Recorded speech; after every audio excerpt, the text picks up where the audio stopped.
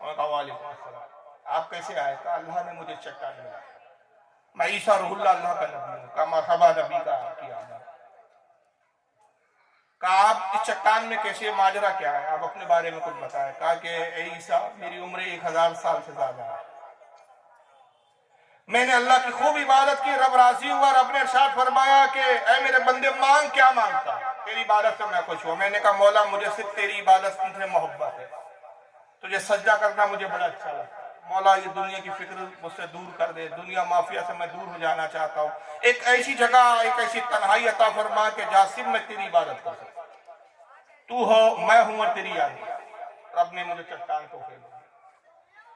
1000 سال سے زائد کا عرصہ ہو گیا کہ میں اس میں نماز پڑھتا ہوں، بھوک لگتی ہے انگوروں کو کھا لیتا ہوں، کچھ پھل کھا لیتا ہوں، پیاس لگتی ہے پانی پی لیتا ہوں۔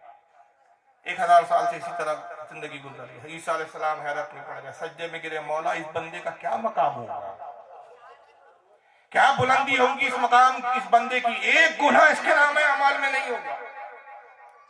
اور یقیناً گناہ تب کرتا آدمی جب آبادیوں میں ہوتا ہے، جھوٹ بولنے کے لیے بھی کوئی سامنے چاہیے، کسی کی غیبت کرنے کے لیے بھی کوئی چاہیے، کسی کا مال دبانے کے لیے کوئی چاہیے۔ معاملات تب ہوتے جب آبادیوں میں، جنگل میں اگر ہو تو آپ جھوٹ بولے تو کس کے سامنے بولے، غیبت کرے تو کس کی غیبت کرے، مال دبائے تو کس کا مال دبائے، دل کسی کا دکھائے تو کس کا دکھائے۔ آپ کے علاوہ کوئی متنفذ ہے ہی نہیں، کوئی شخص ہے ہی نہیں، اب صرف عبادت میں ہے تو آپ کتنے نیکوکار۔ جناب عیسیٰ علیہ السلام عرض کرتے مولا کہ تیرا بندہ کتنا نیک ہوگا، نہ کسی کا دل دکھایا، نہ کسی سے کوئی معاملات ہے، نہ لینا دینا ہے، تیری عبادت میں مشغول ہے، کوئی گناہ نہیں ہوں گے، اس کی مرتبے کی بلندی کا کیا علم ہوگا۔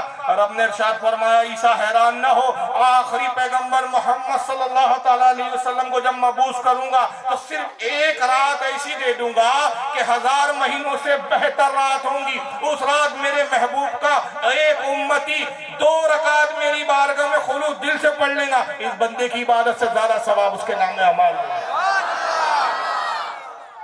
وہ کون سی رات ہے؟ شب قدر کی رات۔ اِنَّا أَنزَلْنَاهُ فِي لَيْلَةِ الْقَدْرِ، اسی رات ہم نے قرآن کو نازل کیا۔ وَمَا أَدْرَكَ مَا لَيْلَةُ الْقَدْرِ، ليلۃ القدر کے بارے میں تم کیا جانتے ہو؟ رب فرما رہا ہے میرے بندو کیا جانتے ہو ليلۃ القدر کے بارے میں؟ ليلۃ القدر خیر من 1000 شہر، ليلۃ القدر وہ رات ہے جو 1000 راتوں سے بہتر رات ہے۔ امام احمد ابن حنبل رضی اللہ تعالیٰ عنہ، امام بخاری کے استاد، اب اگر امام احمد ابن حنبل یہ کہہ کر بدعتی اور بریلوی ہو گئے تو امام بخاری کو کل سے ماننا بند کر دو، اس لیے کہ امام بخاری کے استاد ہیں، امام بخاری نے ان سے حدیثیں لی، حدیثیں پڑھی، حدیثوں کو روایت کیا۔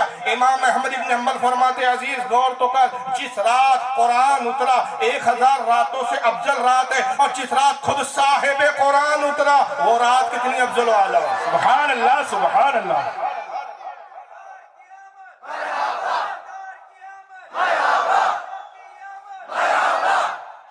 تو جس کے صدقے میں شب قدر مل رہی ہے،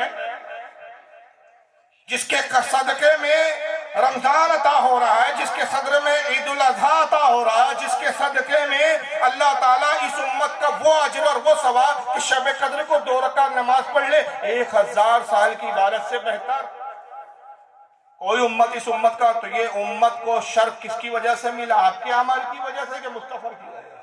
جب مصطفیٰ کی وجہ سے ملا تو میرے آقا کے آمد کے دن کو خوشی نہیں منائی؟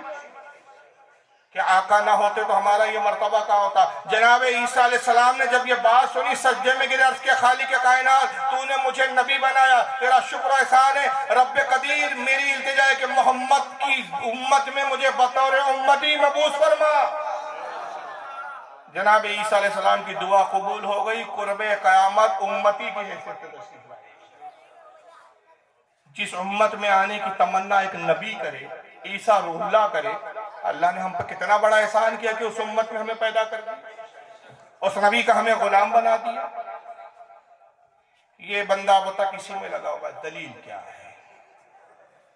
بھائی صاحب آپ حلالی، اس کی دلیل کیا ہے؟ امی جان نے کہا بھائی قرآن تو کہتا ہے کہ عورت کی گواہی نہیں چلتی، نصف گواہی ہے۔ شریعت کی بولی بول رہا ہوں، عورت کی گواہی کتنی ہے؟ ایک مرد اور عورت اگر نکاح کرنا چاہے تو گواہ کی شرط یہ ہے کہ ایک مرد ہو 2 عورت ہو۔ مرد کمپلسری ہے گواہ کے لیے،